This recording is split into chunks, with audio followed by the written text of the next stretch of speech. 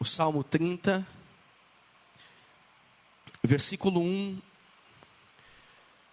em diante, diz assim: Eu te exaltarei, ó Senhor,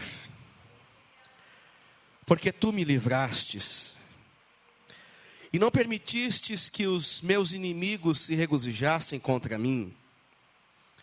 Senhor meu Deus, clamei por ti, por socorro, e tu me sarastes. Senhor, da cova fizeste subir a minha alma, e preservaste-me a vida, para que não descesse à sepultura. Salmodiai ao Senhor, vós que sois seus santos, e dai graças ao seu santo nome, porque não passa de um momento a sua ira, o seu favor dura a vida inteira. Ao anoitecer, pode vir o choro, mas a alegria vem pela manhã. Pai, a tua palavra é lida. Te peço, Senhor, que tu fales conosco. Fala com a tua igreja. Fala com o teu povo. Usa a minha vida, Pai. No nome de Jesus que eu te peço. Por misericórdia e graça. Amém. Pode sentar-se, por favor.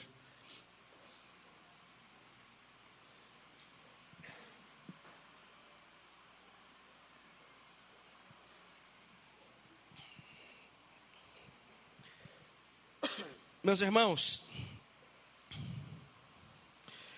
eu quero falar com vocês nessa noite o Salmo 30, que há alguns dias eu venho pensando e Deus vem falando ao meu coração nesse texto, e ele será então o objetivo e alvo da nossa reflexão aqui nessa noite. O personagem principal que nós vamos falar, abordar, é o Davi. É atribuído a Davi, lógico que a autoria de quase que metade do livro dos Salmos. E todos os textos que Davi se apresenta, o que a Bíblia apresenta, ou apresenta como autor, todos esses salmos, eles são carregados de um sentimento, por exemplo, de alegria.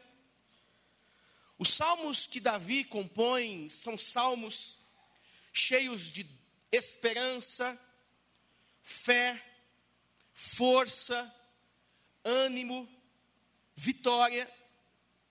Mas existem alguns salmos que Davi vai escrever que são carregados de sentimentos de dor, de medo, pedido de perdão por causa dos seus pecados. Existem alguns salmos que Davi escreve que ele estava cheio de incredulidade, cheio de desânimo.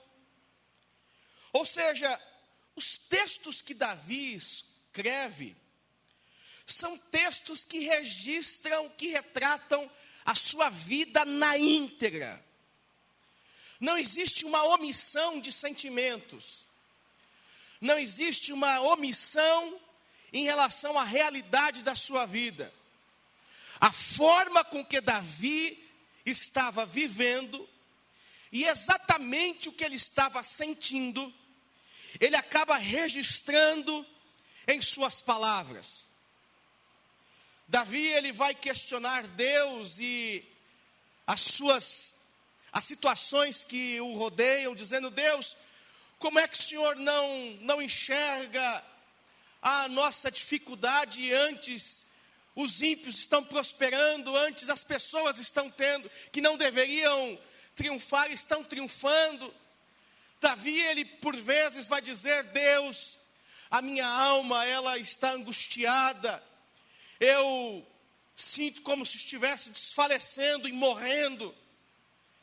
Como também Davi vai ter coragem de dizer: Deus, não retira-te de mim o teu espírito, porque eu pequei contra o Senhor. Mas nesse salmo, o salmo de número 30, ele é um salmo especial, porque ele apresenta uma mudança de situação, baseado num período de extrema dificuldade que Davi estava vivendo.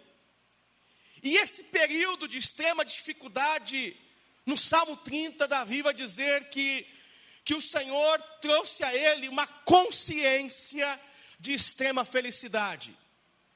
Eu não estou falando de mudança, eu estou falando de consciência de extrema felicidade.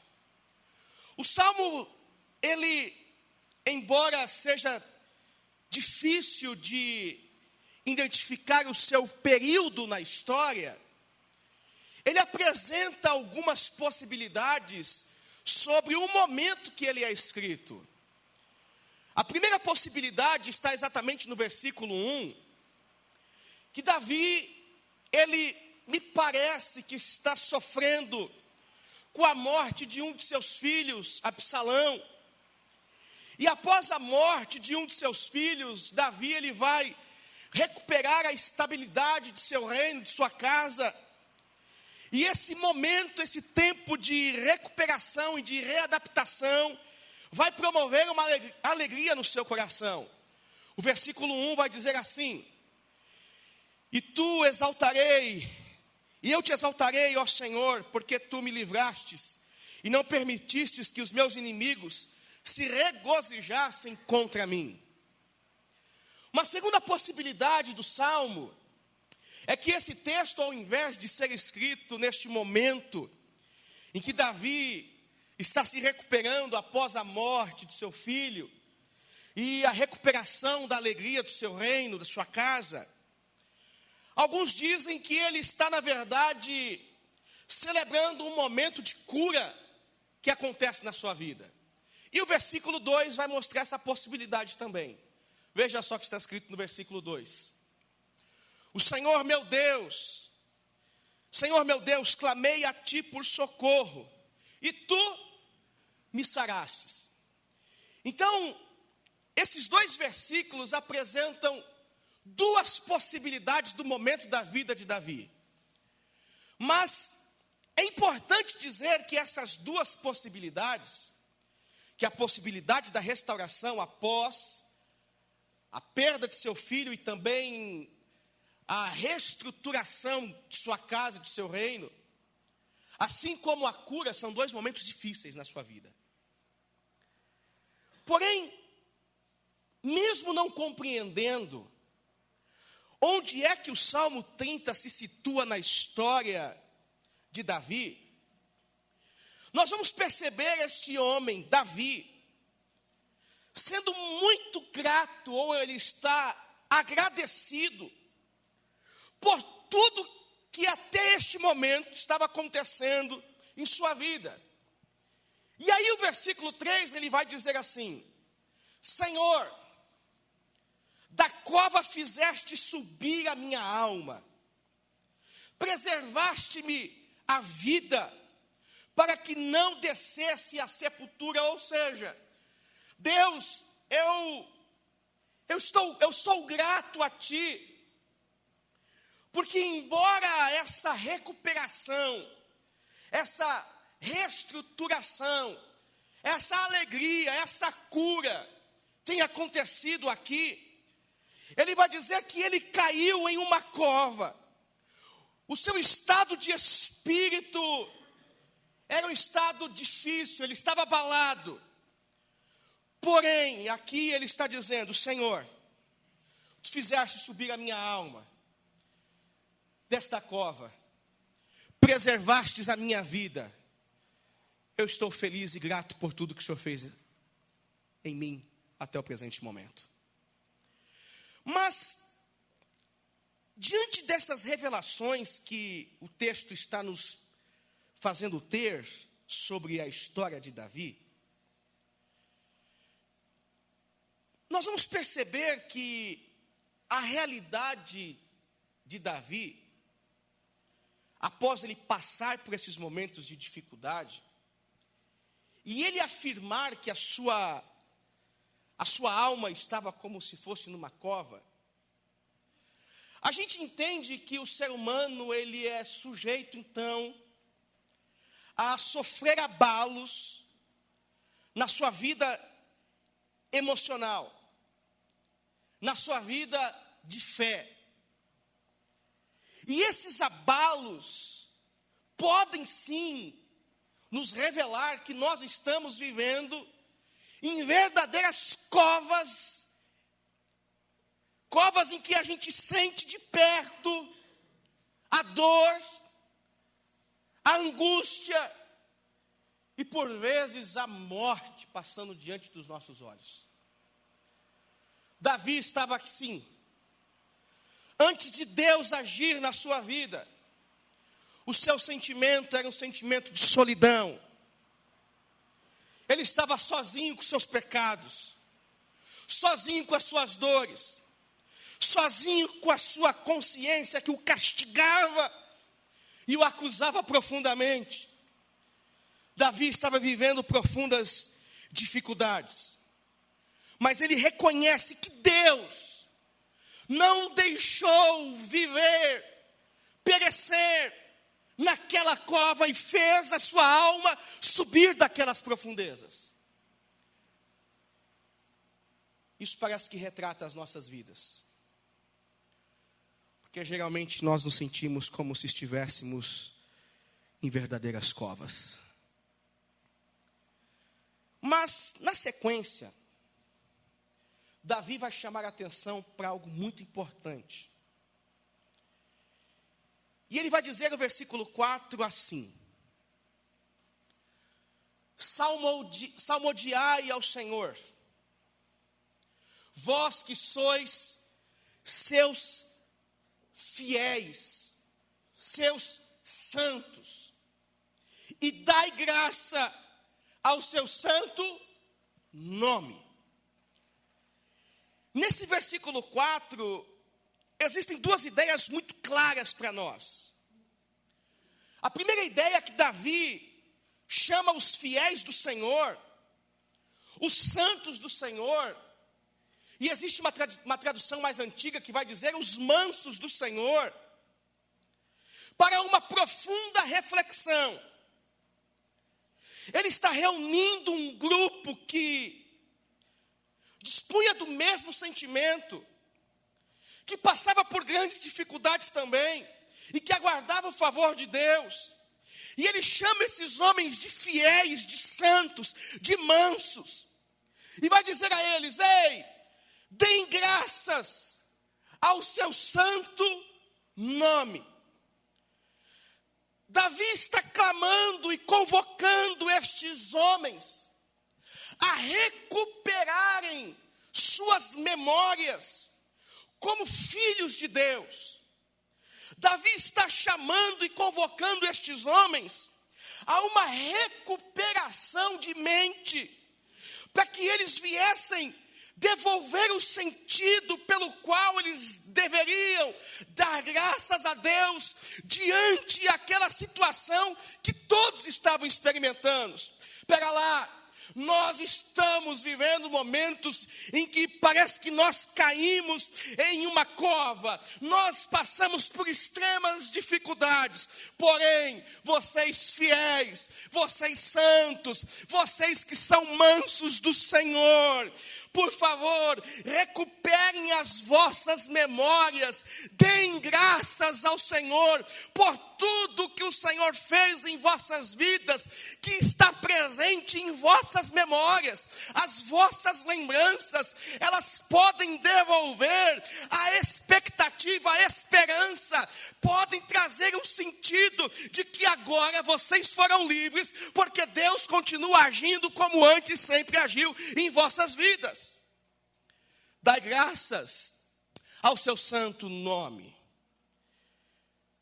Lembrem-se da ação de Deus no passado, porque trazer à memória a ação de Deus, ela é como se fosse a manifestação de uma profecia dizendo a nós: lembre-se que Deus ainda agirá como Ele agiu no passado. E pode ser que o seu presente e o seu futuro também seja influenciado pelo agir de Deus como foi no passado. Esse salmo, ele vai nos lembrar, vai nos fazer lembrar de que existe uma realidade passada, em que Deus foi Deus em nossas vidas. O que é isso, pastor Fernando? O que eu quero dizer é que às vezes nós somos motivados pelas nossas difíceis experiências a nos esquecer daquilo que Deus fez lá atrás por nós. Às vezes nós somos motivados pelas nossas tristes experiências a não enxergarmos mais as mãos de Deus que até agora agiram ao nosso favor. E essa triste experiência, ela vai nos lançando cada vez mais em covas, em covas, em covas. E a gente acha que Deus não é mais Deus em nossas vidas. Mas Ele é o mesmo Deus que agiu na sua vida. Lembre-se das coisas do passado. Lembre-se da ação de Deus no passado na sua vida. Ele é o mesmo Deus que agiu na tua vida, que te guardou, que te trouxe e te conduziu até o dia de hoje. Ele é o mesmo Deus que te guardou e conservou você até aqui. É o mesmo Deus. E aí eu tenho que perguntar para todos vocês, e para mim também: em que momento nós nos esquecemos do que Deus fez em nós e através de nós? Em que momento a sua fé, a vida cristã, ela deixou de perder sentido e hoje você não se lembra mais das grandes manifestações de Deus na sua vida? De repente, você diz: Fernando, eu não vi muitos milagres, mas talvez o mar que dividia você da realidade cristã foi rompido pela graça de Deus. Você foi tirado de tantos embaraços da vida e você está aqui hoje. Você era uma pessoa atrapalhada, você era uma pessoa que não inspirava absolutamente nada, e você está aqui hoje. De repente você viu Deus transformando, tirando você dos vícios, e você está aqui hoje. Lembra disso? Lembra de quando a sua casa foi visitada por Deus? Lembra disso? Pois é, o mesmo Deus que te chamou, o mesmo Deus que te escolheu, o mesmo Deus que te tirou do charco de lodo, é esse Deus que está dizendo: restaure a sua memória e lembre-se quem eu fui na tua vida, o que eu sou na tua vida. Restaure a sua memória. Toda essa recobrança, essa restauração de memória, vai levar Davi a dizer algo muito, muito interessante. Versículo 5, que é o foco dessa mensagem. Ele vai dizer assim: parte A: porque não passa de um momento a sua ira, porém o seu favor dura a vida inteira. Meus irmãos, quando eu falo que Davi passou por momentos difíceis, e aí fazendo uma remontagem de sua história, vamos lembrar de algumas coisas. Exemplo, lembram-se quando Davi foi censurado pelos seus irmãos, quando seu pai manda ele levar pão para os seus irmãos, e está lá Davi na guerra, trazendo pão, alimento para eles, e de repente ele vê Golias gritando, dizendo: olha, tem homem em Israel aí. E aí um dos seus irmãos vira-se para ele e diz: o que você veio fazer aqui? O que você veio fazer aqui? Aqui não é o teu lugar não, Davi. Não se meta naquilo que você não foi chamado. Davi é perseguido ali pelos seus irmãos, e a sequência de sua vida me parece que é uma sequência de perseguição, porque ele vence, vai para a guerra, vence o Golias na força do Senhor, claro, se torna um guerreiro em que as pessoas faziam até musiquinha para ele. Davi, Saul mata 1000, mas Davi mata 10.000, e faz um rap hebreu ali para ele, uma coisa bacana, legal. E imagine, Saul vem e tá bom, já que Davi é o maior, eu vou perseguir. Aí começa a perseguir Davi, começa a ir atrás de Davi. Davi é enganado após se tornar rei de Israel, é enganado pelos seus próprios olhos, e acaba adulterando e provocando a morte de um homem. Veja a vida de Davi. Essa é a vida de Davi, meus irmãos. Davi, ele vai viver um período de sua vida sem noção do certo e do errado, como se aquela morte que ele provocou não tivesse problema algum. Ele cometeu um crime, mas esse crime não traz dor para a sua alma. E aí Davi vê diante de seus olhos um profeta surgindo de forma anônima e desaparecendo e dizendo: ei, Davi, aqui ó, você é um pecador, Davi. Epa, eu sou um pecador. Ah, Senhor, tem misericórdia de mim, que eu não caia nas mãos dos homens, mas antes caia nas tuas mãos, Senhor. Davi, ele vai ver, por consequência de seus pecados, um de seus filhos matando o próprio irmão. Davi perdoa o assassino do seu filho assassino, porém é traído por ele dias depois, anos depois. Davi vê o seu reino dividido. Davi vê agora o seu filho Absalão morrer e a sua alma sangrar. Essa é a história de Davi. Quando Davi olha para trás e percebe tantas tragédias, ele vai dizer no versículo 5: não passa de um momento a ira do Senhor, mas o seu favor dura a vida inteira. Davi, ele olha para os problemas da vida, porém ele consegue enxergar também o favor de Deus diante dos problemas da vida. Davi vai atribuir a Deus todos esses bons momentos, inclusive os maus momentos, dizendo: Senhor, tu teve controle sobre todas as coisas, o Senhor estava conduzindo a minha vida. No entanto, ele reconhece que ao longo de seus dias, ele também provou da bondade de Deus em meio a todas aquelas dificuldades.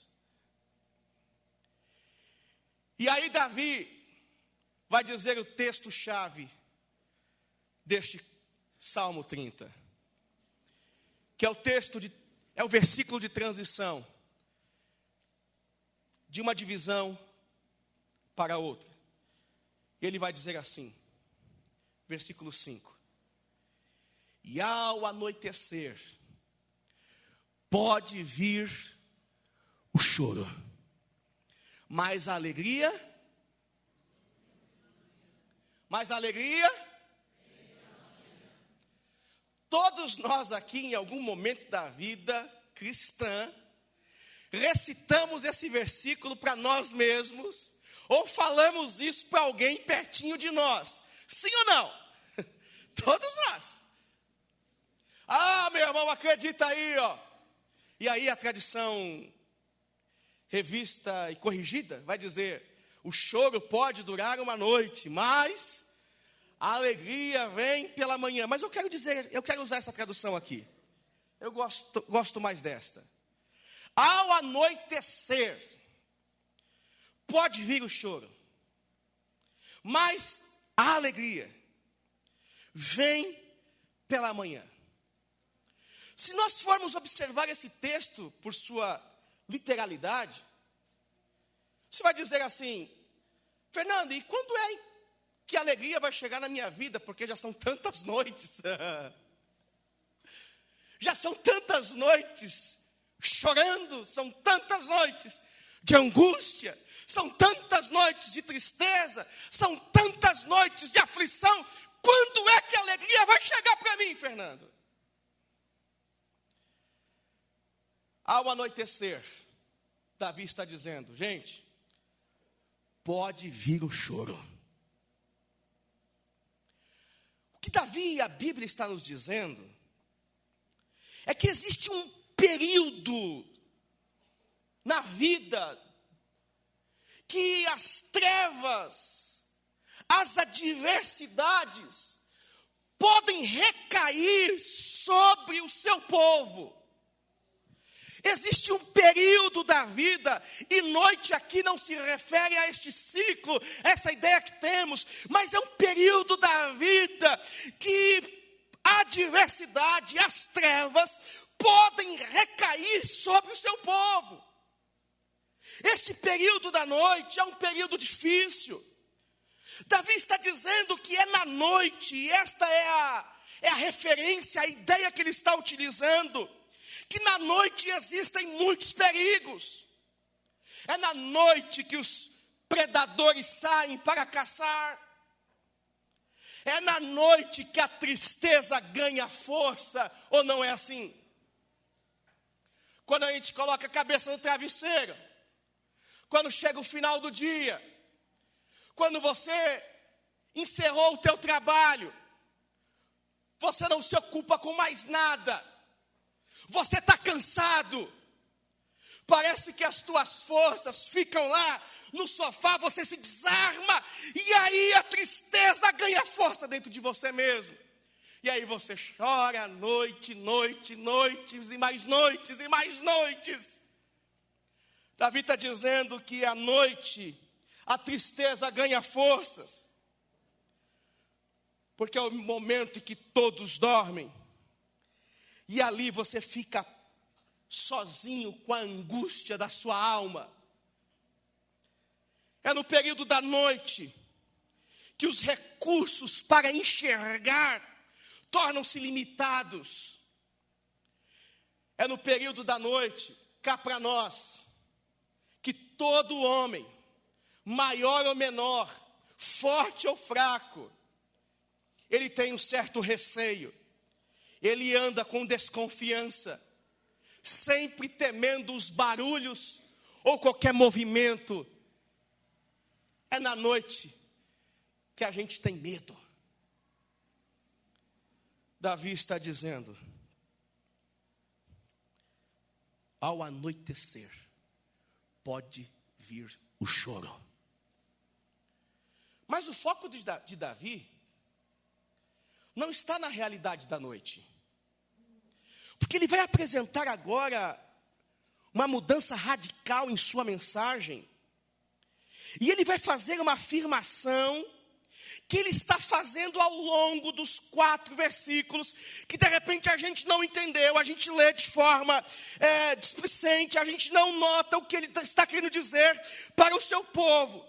Davi está dizendo: gente, olha, entendam, o juízo de Deus, a ira de Deus, a ação de Deus contra nós, ela dura um dia, mas a sua bondade é a vida toda. Ao anoitecer, pode vir o choro, mas a alegria vem pela manhã. Davi está dizendo que quando o choro vem, isso demonstra a realidade da vida. Mas com o raiar do dia, o dissipar das trevas, o romper da manhã, ele traz consigo uma grande porção de alegria. Por quê? Davi está dizendo que aquilo que na noite não conseguimos enxergar, agora durante o dia se tornará possível enxergar. A questão que Davi está colocando não é uma mudança de situação, e sim uma mudança de visão. À noite eu não consigo ter uma percepção clara do que está acontecendo ao meu redor. Mas quando o dia chega, quando a luz se manifesta, quando a manhã rompe com a noite, ela traz consigo a visão que antes eu não tinha e proporciona a mim uma nova perspectiva em relação ao que eu estou vivendo. Davi está olhando para todos agora e me parece que ele está traduzindo as suas dificuldades e dizendo: gente, amanhã se manifestou na minha vida, ela surgiu, e com ela veio a alegria, porque o manifestar da manhã trata-se, em primeiro lugar, da capacidade de enxergar na ótica de Deus aquilo que eu enxergava na minha ótica. O romper da manhã trata-se da capacidade de enxergar na ótica de Deus aquilo que eu enxergava na minha ótica. Enquanto a sua alma está nas trevas, você enxerga a vida segundo a sua visão. Mas quando a luz do Senhor rompe as trevas da sua vida, você passa a enxergar na ótica de Deus. Você passa a enxergar na visão de Deus. E embora a vida seja difícil e as coisas estejam ruins, você entende e percebe que em meio a tudo que está dando errado, o Senhor está preservando a sua vida, trabalhando, e ao longo da sua história, você percebe a sua ação, porque a sua bondade restaura a sua memória, e você percebe que Ele sempre se manteve do teu lado, agindo e trabalhando por você.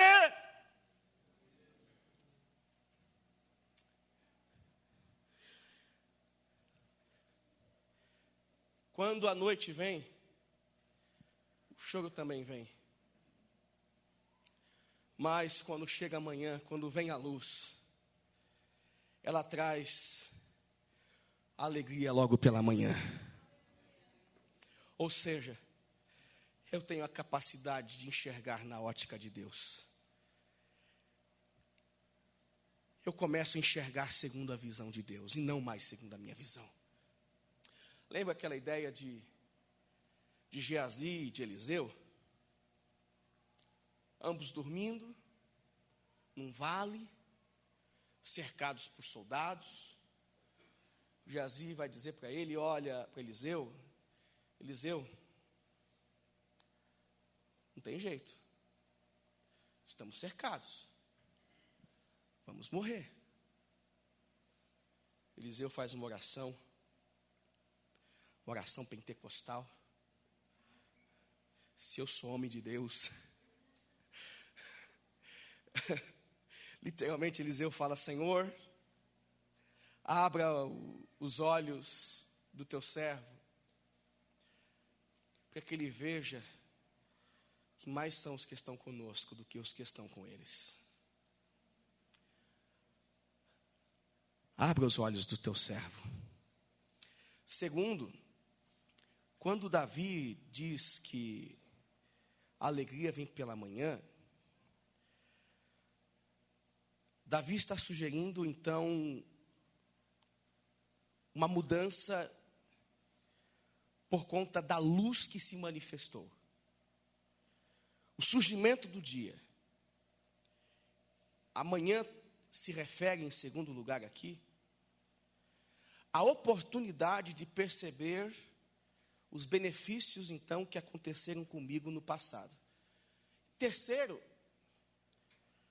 quando Davi diz que a alegria vem pela manhã, Davi está dizendo que, olha, gente, pela manhã também, por conta de tudo que será restaurado na nossa memória, vem a restauração da esperança. Esperança do quê, Joelma? De que Deus continuará. E, gente, isso é tão simples, mas a gente tem uma dificuldade enorme de viver esse texto bíblico, essa pregação, essa reflexão bíblica. Davi está dizendo, Deus continuará manifestando a sua bondade pela vida inteira. Isso significa que os meus temores, os meus medos, eles são reais. Assim como a bondade de Deus também ao longo da vida é real. As minhas angústias, as minhas dores, tá bom, tudo isso é real. Mas os livramentos do Senhor continuam sendo reais. Continuam acontecendo. Continuam acontecendo. Deus continuará fazendo nas nossas vidas isso.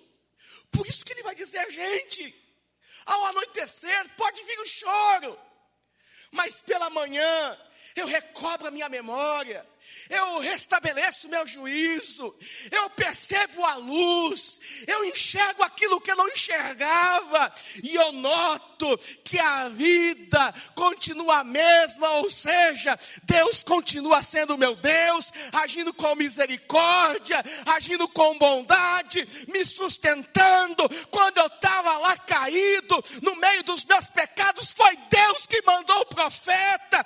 Quando eu achava que eu tinha perdido todo o reino, Deus trouxe um punhado de gente e me conduziu a uma caverna e falou conosco. Foi Deus que agiu ao longo da minha história e vai continuar agindo nas nossas histórias. É isso que Deus está falando. É isso que Deus está reconstruindo na memória de Davi. Agora perceba isso na sua vida. Perceba isso na sua história. Que de repente você pode hoje dizer, ao anoitecer, eu chorei, mas logo pela manhã, eu recobrei o meu juízo. Eu recobrei o meu juízo. Eu restaurei os meus pensamentos. Eu analisei a minha história. E eu posso afirmar, né, Rogerinho? Deus continua agindo. E é impossível que Ele não continuará agindo na minha vida a partir de hoje. Eu continuo sendo seu filho. Eu continuo sendo sua filha. Eu continuo debaixo das suas mãos. Ele continua sendo um Deus de misericórdia. Ele continua sendo um Deus de bondade. Pare e pense nisso. Porque de repente você é alguém que está vivendo como esse texto. Do Salmo 30, versículo 5. E o seu período de noite é um período longo. É um período em que você chora há muito tempo. Mas recobre, restaure a sua memória. Restaure a sua memória. A luz de Cristo traga restauração para a sua memória. E você perceba que o Cristo da cruz é aquele que te diz, você nunca estará só. Eu sempre estarei convosco. Eu sempre estarei convosco. Eu sempre estarei convosco. Amém?